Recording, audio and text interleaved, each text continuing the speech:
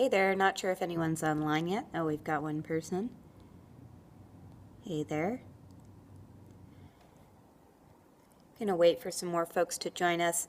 Hi everyone, I'm Jamie. I'm gonna be talking about 3 different ways that you can generate social karma. If anyone knows what that is. How's everyone doing? It's the eve before Christmas Eve. It's an interesting time. It's when everyone's fighting each other at the stores and panicking last minute to get their Christmas shopping done, and of course waiting to get into their real last minute frenzy, which is on the 24th when everyone starts beating the crap out of each other. That's always fun. Hearts, yay. Okay, cool. I'm saying something that people agree with. Have any of you beaten anybody up yet in the mall? Or come close to it? Have you had the urge to beat someone up in the mall? It's basically the same. So tonight I'm going to go ahead and start talking about 3 ways to generate social karma, and I'm going to be uploading this video onto YouTube later. You can check out my blog, Jamie Warner. It's on medium.com, JAIMYWARNER. So, what is social karma? Social karma is what we call the quantifiable data regarding how cool you are online, essentially. What kind of relationships are you building?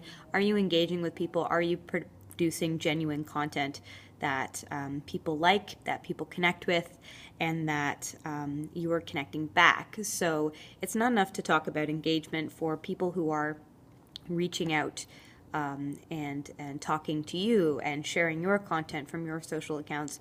We really have to start talking about social karma as a two-way street.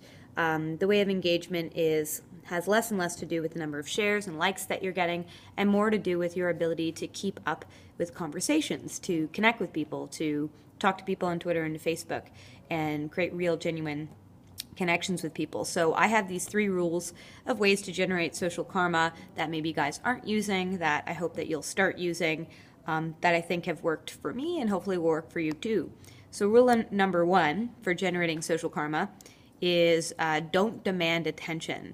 If you're a creative especially, and I mostly talk about social media for creatives, it can be really, really easy to fall into the trap of thinking that the only way that you can get people to appreciate you online and to connect with your content is to demand it, to send out emails, to send out Facebook messages, to ask people to connect with you over and over and over again.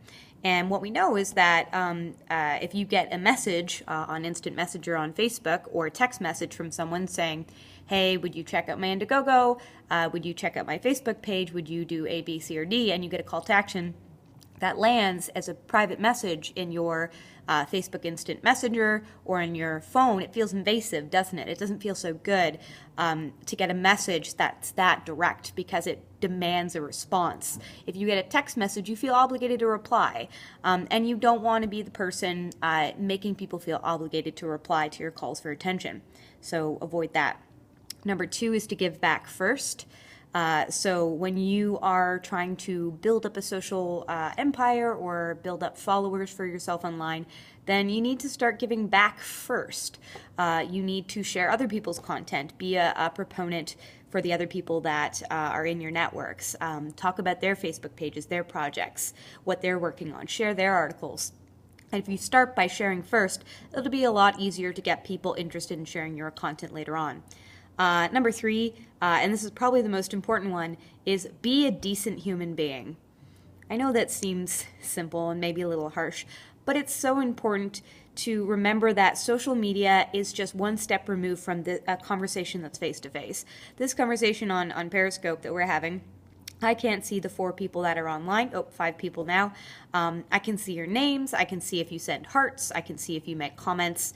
And it's only one step removed from you sitting in my office and chatting with me. And we have to ensure that we're treating social media with the same respect as we do with face-to-face conversations.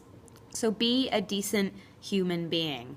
And for those just joining us, we're just on rule number 3 for social media karma. Hello, Hunter. Thank you for joining me tonight. So, by being a decent human being, it means to be considerate of the people that you're chatting with online. Can I repeat the one about being nice? Yes. So, rule number 3 for social media karma is to be a decent human being.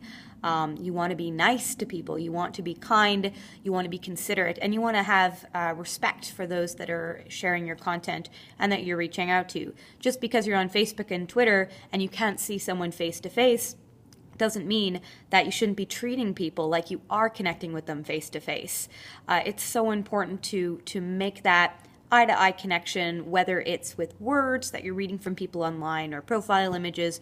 You have to respect that anyone you communicate with is a human. They're a person, and you can make them feel really uncomfortable really quickly.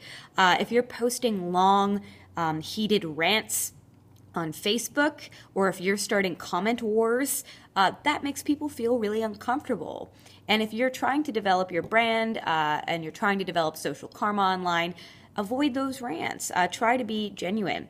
Oh, and I missed that comment there. Let me just take a look at that.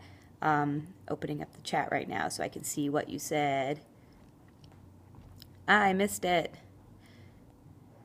Okay, I'm new to Periscope, by the way, guys, so thank you for joining me tonight. I really appreciate this. But if you have any questions, please feel free to ask them.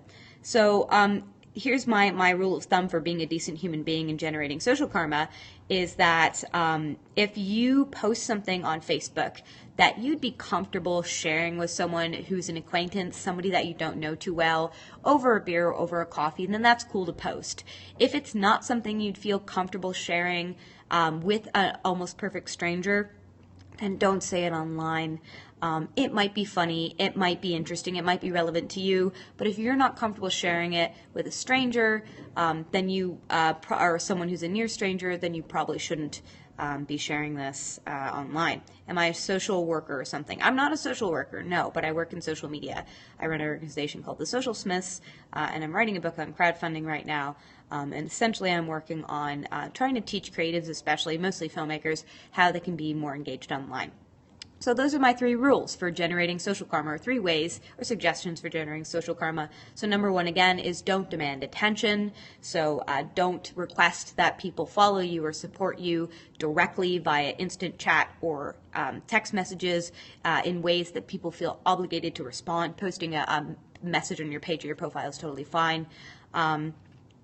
And number 2 is to give back first, so share other people's content. Really, really important to share with folks. And thank you for your comment there, Courtney. Yeah, and you want to ensure that people feel comfortable online, so you don't want to get folks upset. Absolutely. And then 3, you want to be a decent human being. So that's it, guys. Don't demand attention, give back first, and be a decent human being, and you will start racking up that social karma and be able to be a more effective communicator online. So thanks so much for joining me tonight, and take care, and do check out my blog. It's Jaimie Warner, Jaimy Warner. Check it out online. Thanks, guys.